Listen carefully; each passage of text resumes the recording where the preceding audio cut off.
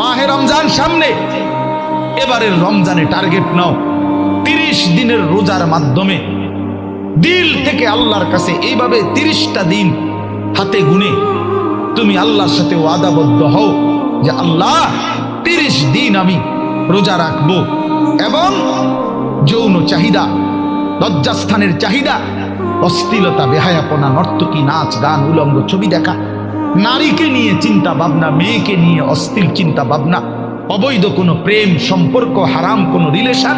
এই সব ত্যাগ করে বন্ধু 30টা দিন মনোযোগ দিয়া রোজা রাখো, তারাবি পড়ো, ইফতার করো, সাহারি করো, তাসবিহ পড়ো, তেলাওয়াত করো, কোনো আলেমে দ্বীনের সাথে উঠা বসা করো, ইমাম সাহেবের সাথে সম্পর্ক করো। ইনশাআল্লাহ দেখবা